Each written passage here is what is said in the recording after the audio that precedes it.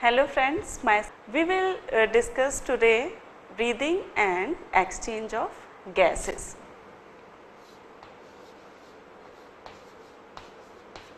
Breathing and exchange of gases, that is respiratory system. Okay.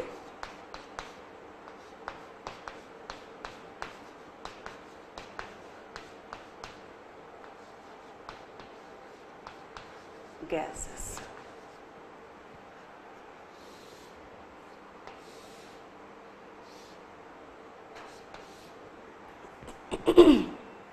Okay. So, before I talk about breathing and exchange of gases, I need to talk first about energy. Okay. Breathing और exchange of gases का जो secret है वो समाया हुआ है energy में. क्यों, ये आपको मैं बताती हूँ. जब हम एनर्जी की बात करेंगे तब आप याद कीजिए सेल रेस्पिरेशन को. ठीक है, सेल रेस्पिरेशन जो कि प्रीवियस चैप्टर्स हैं वो हम पहले पढ़ते हैं, फिर हम सिस्टम्स पे आते हैं. ठीक है, सो दैट हम लोगों को बेसिक जो है वो नॉलेज हो जाए और फिर हम सिस्टम्स की जो है स्टडी करें. तो एनर्जी के लिए मैं आपको सेल रेस्पिरेशन याद करने के लिए इसलिए कह रही हूँ क्योंकि उसमें जो आपने ग्लाइकोलाइसिस पढ़ा था, ऑक्सीडेशन पढ़ा था और क्रेब्स साइकिल पढ़ी थी, ईएमपी पाथवे पढ़ा था. ठीक है, वो थोड़ा सा याद करिए. उसकी बहुत ज़्यादा ज़रूरत नहीं है याद करने की, लेकिन यदि आप उसे याद करेंगे तो आपको ये समझने में आसानी होगी. ठीक है, तो क्रेब्स साइकिल्स में हम पढ़ते हैं कि सेल जो है वो ग्लूकोज को ऑक्सीडाइज करके और ऑक्सीडाइज करके और एनर्जी बनाती है. ठीक है, उस एनर्जी को एटीपीज में वो सिंथेसिस करती है और स्टोर करती है. ठीक है, तो एनर्जी ठीक है, एंड दिस इज फूड. तो food is connected with energy. जब भी हम लोगों को डाउन लगता है या लो फील होता है तो हम क्या बोलते हैं कि ग्लूकोज ले लें, एनर्जी मिल जाएगी. क्यों बोलते हैं ऐसा? क्योंकि ग्लूकोज जो है वो हमें एनर्जी प्रोवाइड करता है. ठीक है, कैसे प्रोवाइड करता है वो हम यहाँ समझेंगे. ठीक है, फर्स्ट ऑफ ऑल यहाँ मैं आपको एक और बात याद करने के लिए कहूँगी कि डाइजेशन और एब्जॉर्प्शन में जो है हम पढ़ा था हम लोगों ने कि प्रीवियस वीडियोस में आप यदि डाइजेशन और एब्जॉर्प्शन देखेंगे तो उसमें क्या है कि डाइजेशन में एक्चुअली क्या होता है प्रोसेस, वो थोड़ी सी याद करिए सुपरफिशियल. ठीक है, डीप में जाने की ज़रूरत नहीं है, ओनली सुपरफिशियल याद करिए कि जब हम फूड लेते हैं तो फूड में काफ़ी सारे न्यूट्रिशंस रहते हैं.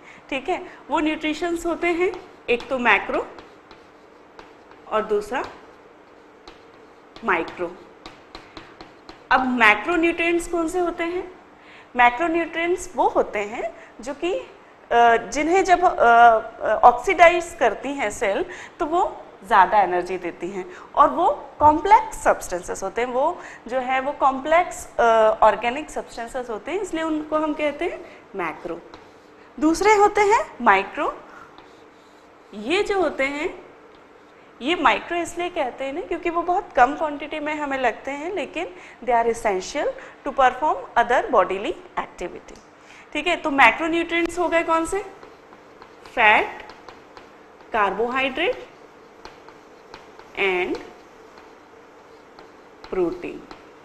These are macro nutrients. ठीक है,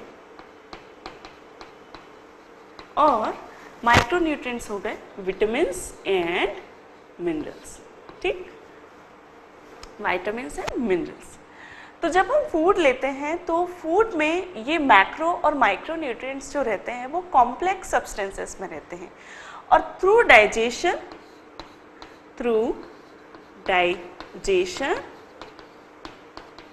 जो ये फूड है वो किस में कन्वर्ट होता है? सिंपल सब्सटेंसेस में. ठीक है, सिंपल सब्सटेंस में.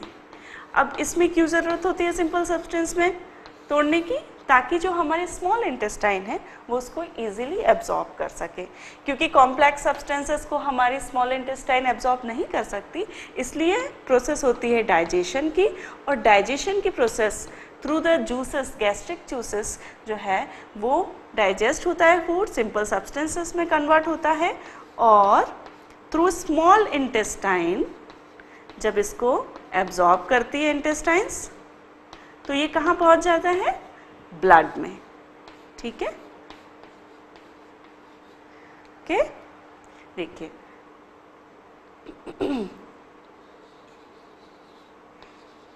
ये है स्मॉल इंटेस्टाइन, ये है न्यूट्रिएंट्स। ठीक है, यहाँ पे जो है वैसल्स होती हैं। ओके, ये वैसल्स पूरे इंटेस्टाइन में ऐसे वैसल्स की सप्लाई रहती है, और ये वैसल्स जो हैं यहाँ पे आपने पढ़ा होगा स्ट्रक्चर्स में विलाइज होते हैं। ठीक है, स्मॉल इंटेस्टाइन में, और ये विलाइज जो है फूड को एब्जॉर्ब करते हैं, और ये ब्लड जो है ब्लड में एब्जॉर्ब होके पहुँच जाते हैं। अब ये ब्लड कहाँ जाता है, ये ब्लड जाता है हमारी सारी सेल्स में। Okay, these are our cells, these are our tissues and which contains cell. Now ये food जो है, this food reached to the tissues. ठीक है, अब सेल्स को फूड तो मिल गया, लेकिन फूड से एनर्जी कैसे बनाए, तो फूड जो सेल्स जो हैं वो फूड में कंटेनिंग ग्लूकोज को ऑक्सीडाइज करती है, और इसी ब्लड से जो है, इसी ब्लड से ऑक्सीजन जो है सेल्स को मिलती है। ठीक है, फूड और ऑक्सीजन सेल्स को मिलती है। अब ये सेल्स क्या करती हैं, ठीक है, यहाँ मैं समझाती हूँ आपको। Blood to cells, blood to cells. Now cell with the help of oxygen, it oxidize the food.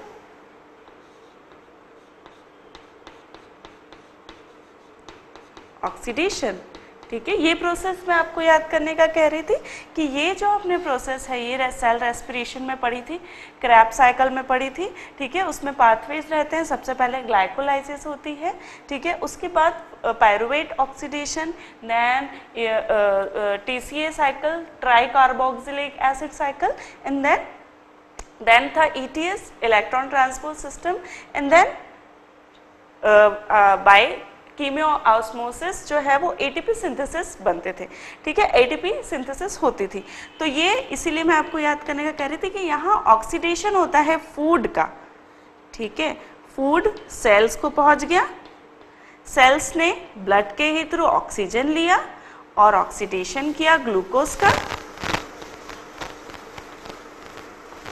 और ग्लूकोज से बनाई, after oxidation there is formation of CO2, H2O and energy in form of ATPs, right? So this was the process of oxidation of glucose which forms carbon dioxide and energy. I will show this in the equation.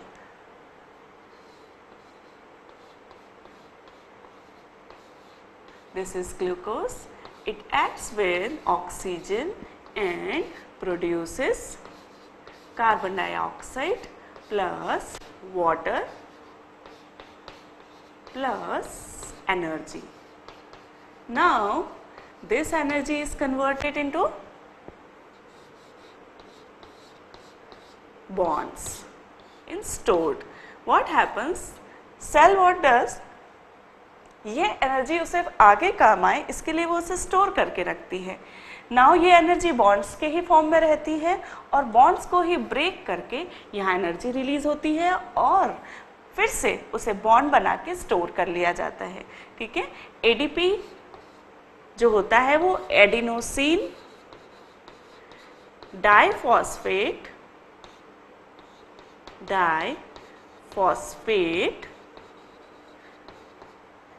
होता है, it acts with inorganic phosphate and it produces ATP.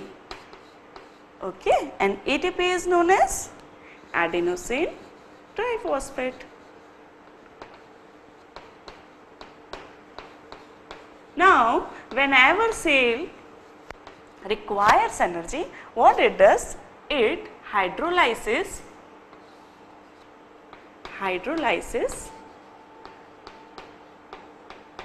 ATPs and it forms again ADP and energy, and it utilizes this energy. Okay. So, for this purpose, for the sole purpose, what we need? We need oxygen. Okay. And we need oxygen, and this at this point of time the carbon dioxide which have been produced during the oxidation is harmful.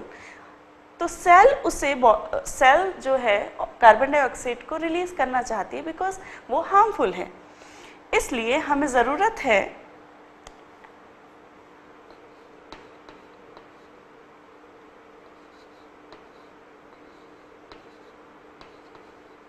ठीक है। For this purpose cell require oxygen, उसे oxygen लेना है and carbon dioxide release करना है। तो for this purpose to provide oxygen to cells and to release carbon dioxide, we need breathing and respiration. Fine. This is the requirement, this is the necessity why we need breathing and respiration. हम क्यों breathing और respiration करते हैं? Sometimes तो we are not aware only that we are breathing, but it is very essential process that if सिर्फ थोड़े ही समय के लिए if we don't breathe, then it will result in the cell death. And some cells like brain cells, nerve cells are so vulnerable that after deficiency of oxygen they can go for the prolonged death and it will not restore. ठीक है, they will die and it will not restore after the supply of oxygen. तो इतना ज़रूरी जो है वो oxygen हमारे लिए है, इसीलिए उसे हम प्राणवायु कहते हैं। तो that is the reason why it is called प्राणवायु, because it keep alive the cells. So it for that reason it is called as pranavayu. Okay. So now we have understand two things, that what happens in respiration and why we require breathing and respiration. Now we will come to the point, what is breathing, okay, and what is respiration. क्या ये दोनों similar है या नहीं?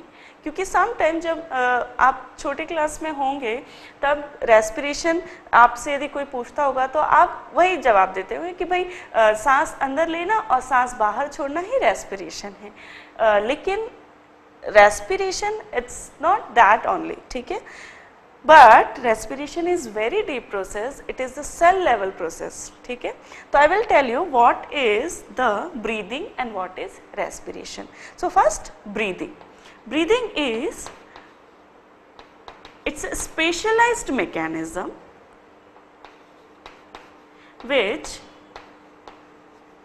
compel the fresh air to go inside and foul air to go outside. ठीक है, breathing एक सिर्फ मैकेनिज्म है, ठीक है, जो ये कंफर्म करती है कि जब हम सांस लें तो सही जो है शुद्ध वायु अंदर जाए और अशुद्ध वायु निकल जाए, क्योंकि हमारा पर्पस है कि हमारे ऑक्सीजन हमें सप्लाई हो, अंदर जाए और कार्बन डाइऑक्साइड बाहर निकल जाए। ठीक है, तो ब्रीदिंग सिर्फ ह्यूमन में नहीं होती है, दैट शुड बी क्लियर कि all the living organism does the breathing and aspiration, and so it is very important to study also. ठीक है, तो breathing is only the mechanism, it is not the sole thing, but respiration is a biochemical process. It is a biochemical process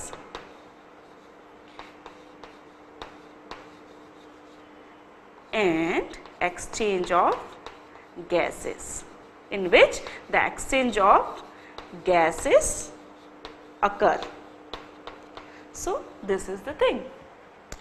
Now okay, so breathing and respiration are clear now. So I will tell you, okay, one point also has to be noted, that respiration it's a biochemical process as I tell you, and you also know, आप लोगों को भी याद आई Krebs cycle जो है मैंने आपको बताई थी, वो भी आपको याद आई है, तो रेस्पिरेशन जो है आपको समझना काफ़ी इजी हो जाएगा। रेस्पिरेशन जो होता है 5 प्रोसेस में, 5 स्टेप्स में, सबसे पहली है टू इनटेक ऑक्सीजन, ठीक है, देन ऑक्सीडेशन ऑफ ग्लूकोज, ठीक है, देन रिलीज ऑफ CO2 जो कि ऑक्सीडेशन में बनी है, and formation of ATPs, then storage of ATPs, which I told you in this form. So respiration is process, it's a biochemical process. It happens in the 5 steps. First, by intake of oxygen, okay, so from here we understand, from intake of oxygen, then oxidation of glucose, then formation of carbon dioxide and release of carbon dioxide, then formation of energy, formation of ATPs, then okay, it is formation of energy, it should be formation of energy, then storage of ATPs in form of storage of energy in form of ATPs. So this is the respiration. So now there is one question which can come into the exams, that is, what is the difference between the breathing and respiration? So we will now go through the difference between breathing and respiration. Okay. Okay, now we will see the difference between breathing and respiration. ठीक है, breathing और respiration में क्या अंतर है, ये अब हम देखेंगे। ब्रीदिंग, रेस्पिरेशन, यहाँ पे आपको जो मैंने दोनों की डेफिनेशन बताई, दोनों की डिटेल्स बताई, वो भी आपको जो है रिवीजन हो जाएगा उसका, ठीक है। ब्रीदिंग, ब्रीदिंग मैंने क्या बताया था, it's a specialized mechanism which compels specialized mechanism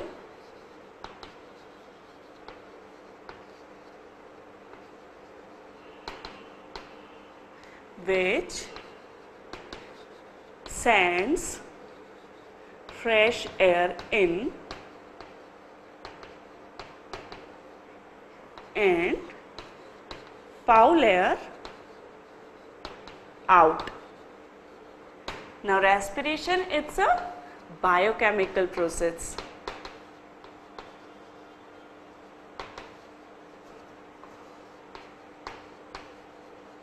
And causes exchange of gases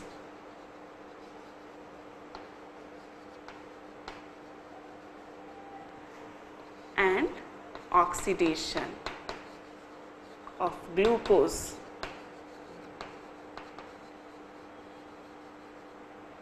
ठीक है, then there is no energy forms, there is no energy released, but there forms energy and it's stored. Now, so breathing mechanism can be different in different animals. ठीक है, यहाँ पे सिर्फ हम human respiratory system नहीं पढ़ रहे हैं, आप याद रखिए कि सभी लिविंग ऑर्गेनिज्म में रेस्पिरेशन होता है। तो ब्रीदिंग मैकेनिज्म डिफरेंट ऑर्गेनिज्म में डिफरेंट हो सकती है, ठीक है। जैसे आर्थ्रोपोड्स हैं तो उसमें रेस्पिरेटरी ऑर्गन डिफरेंट हो सकता है, तो मैकेनिज्म डिफरेंट हो सकती है, ठीक है। लेकिन रेस्पिरेशन की जो प्रोसेस है वो सभी लिविंग ऑर्गेनिज्म में सेम होती है। तो it mechanism can be different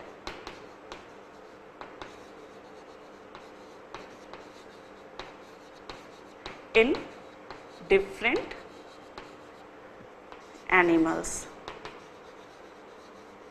but the respiration process is same in all living beings. Now, okay, so it is a extra cellular process,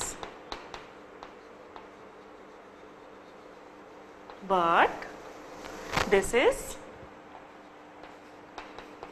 intracellular process because respiration occur in cell level, right? So breathing occurs in respiratory organs only, ठीक है, but the respiration occurs in each and every cells of our body, ठीक है। मतलब breathing जो है वो सिर्फ respiratory organs में होगा, जैसे कि फिश है तो गिल्स में होगा, ठीक है, ह्यूमन है तो लंग्स में होगा, लेकिन रेस्पिरेशन बॉडी की सारी सेल्स में होता है, कोई भी सेल्स ऐसी नहीं है जिसमें रेस्पिरेशन नहीं होता है। तो it occurs in confined organ only, confined organ, that is respiratory organ only, respiratory organs only, but it occurs in each and every cell of our body.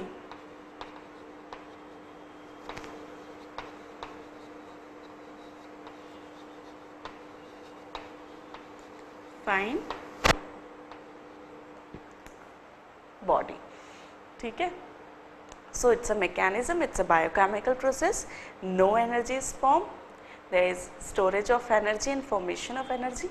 Mechanism can be different in different animal, it's extracellular process, it occurs in respiratory organ only, it occurs in respiratory organ only, and in each and every cell it occurs.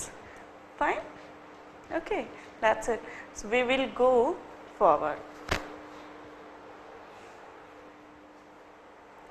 Okay, so now you understand what is respiration. ठीक है, अब हम देखेंगे respiration और burning में क्या difference है। क्यों? क्योंकि एक जैसी प्रोसेस लग सकती है दोनों, बर्निंग और रेस्पिरेशन। क्यों? क्योंकि दोनों में ही बॉन्ड्स टूट रहे हैं, ठीक है।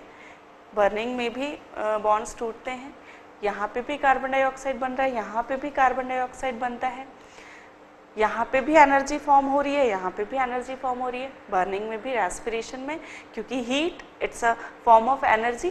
तो हमें लग सकता है कि burning, that is combustion, and respiration are same similar processes, but they are very different in functioning. Why? I will tell you. क्या होता है कि बर्निंग और कंबशन में जो है बहुत साइमल्टेनियसली एक साथ बहुत सारे बॉन्ड्स टूटते हैं और एक साथ बहुत सारी एनर्जी फॉर्म होती है, जबकि रेस्पिरेशन में ऐसा नहीं होता। Respiration it's a slow process, इसमें ग्रेजुअली बॉन्ड्स टूटते हैं और जो एनर्जी है वो स्मॉल डोजेज में रिलीज होती है। साथ ही यहाँ पर एटीपीज भी फॉर्म होते हैं, इसलिए एनर्जी तुरंत जो है वो स्टोर कर ली जाती है। और इस प्रोसेस जो है रेस्पिरेशन में, हमारे शरीर में जो सेल में रेस्पिरेशन होता है उसमें बहुत सारे इंटरमीडिएट एंजाइम्स होते हैं जो काम करते हैं, लेकिन बर्निंग में ऐसा कुछ नहीं होता। और बर्निंग में लाइट प्रोड्यूस होती है, लेकिन रेस्पिरेशन में कोई लाइट प्रोड्यूस नहीं होती। तो यहाँ पे I will note down the difference between difference between respiration and burning. Okay, respiration and burning. Fine.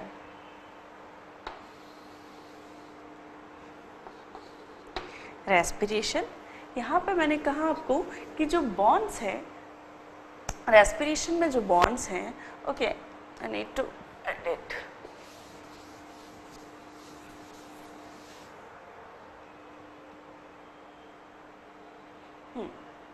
So now I will tell you the difference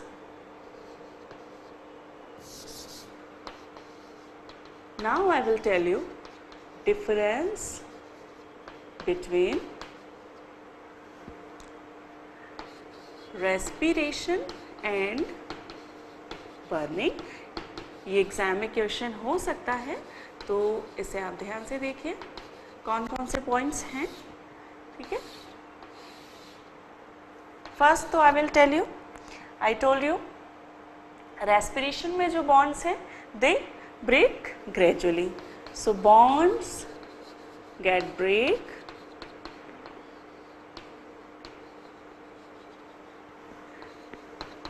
gradually. Here many bonds get break simultaneously.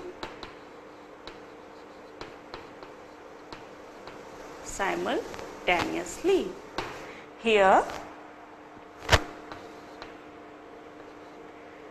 energy is released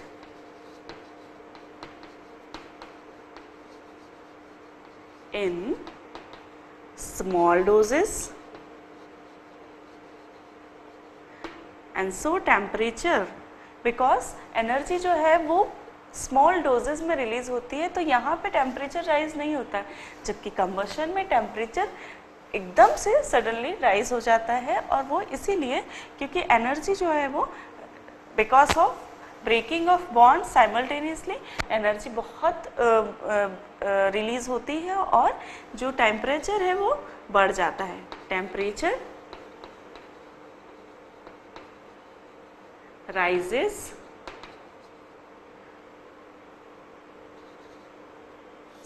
okay much, that is temperature is increased temperature, and here in energy is released in small doses, so temperature does not rise. Here temperature rises, here does not rise only. Fine. The third is here ATP synthesis happens. ATP synthesis occur, no ATP is formed.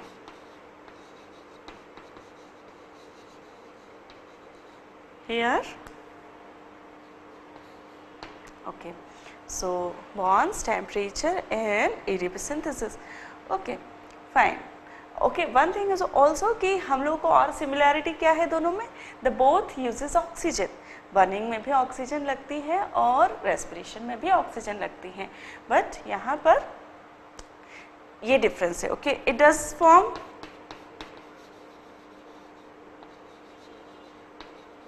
H2O also, but it does not form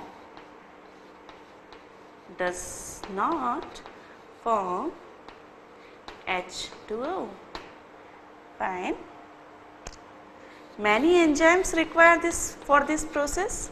Many enzymes required.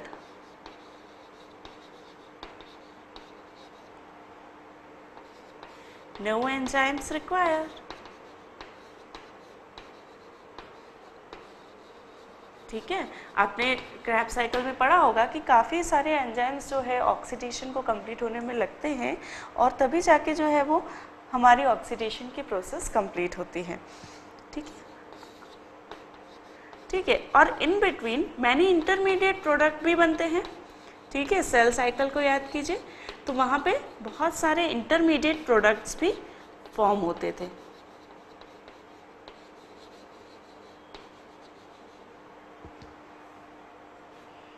Products forms, ठीक है, and here no intermediate products form.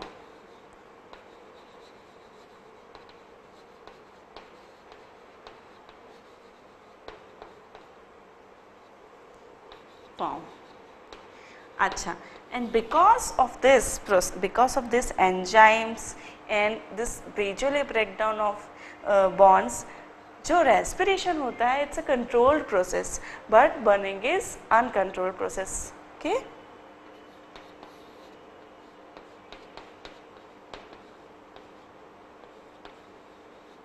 controlled process and it is uncontrolled process.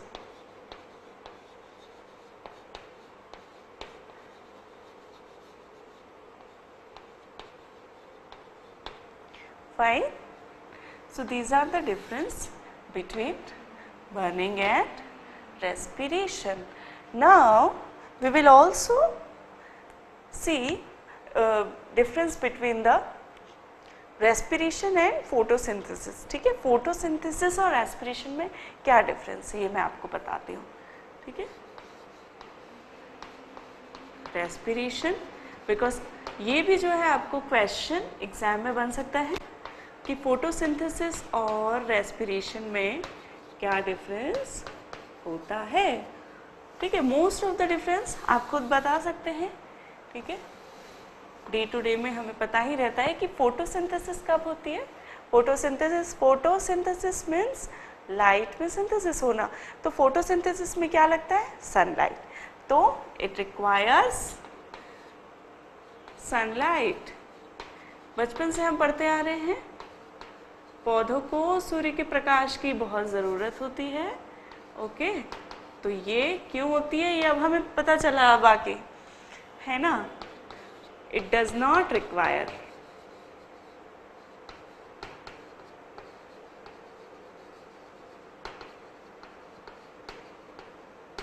Sunlight और सन। ठीक है, photosynthesis हमें ये भी पता है कि कहाँ होती है, in green parts. Photosynthesis in green part of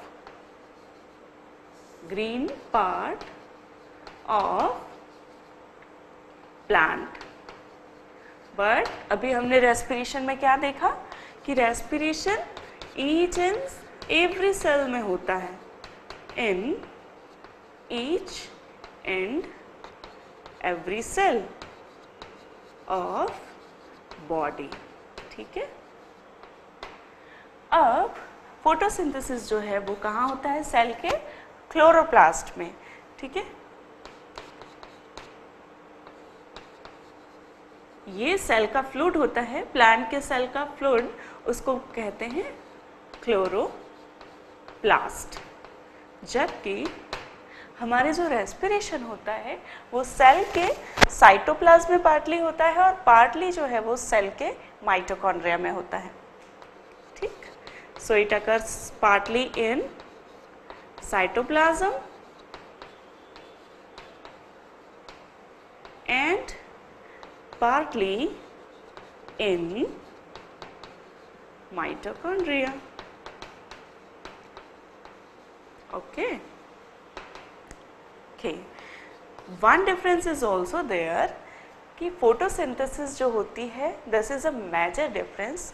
respiration bonds break करके और एनर्जी बनाती है, जबकि फोटोसिंथेसिस में जो है वो सनलाइट का यूज़ करते हैं, कार्बन डाइऑक्साइड और वाटर का यूज़ करती है, और पौधे जो हैं वो ऑर्गेनिक सब्सटेंसेस फॉर्म करते हैं, ग्लूकोज फॉर्म करते हैं। ओके, ग्लूकोज के भी जो है वो ऑर्गेनिक कॉम्प्लेक्स सब्सटेंसेस वो फॉर्म करती हैं, इसलिए क्योंकि वो बॉन्ड्स बनाती है इसलिए वो एक एनाबॉलिक प्रोसेस है। और रेस्पिरेशन क्योंकि इसमें बॉन्ड्स टूटते हैं इसलिए वो कैटाबॉलिक प्रोसेस है। ठीक है, it's a catabolic process and it is anabolic process, ठीक है। Other thing is I tell you uses CO2 and water. It uses what? It uses oxygen and releases CO2. Okay, so this is the difference. Okay, other difference are, okay, requires sunlight, it requires sunlight, it does not require sunlight, it's in green part of plant, it occurs in each and every cell, it occurs in chloroplast, it occurs in cytoplasm. Fine. One thing is that कि आपने देखा होगा कि पौधों को यदि हम कुछ दिन धूप में ना रखें तो भी वो जिंदा रहते हैं, ठीक है। तो this is a one difference also कि यदि फोटोसिंथेसिस कुछ वक्त के लिए ना हो तो plants they don't die, but हमारी सेल्स, लिविंग ऑर्गेनिजम्स की सेल्स यदि रेस्पिरेशन नहीं करेंगे तो सेल तुरंत डाई हो जाएंगी। तो दिस इज द डिफरेंस कि plant cell can live for some time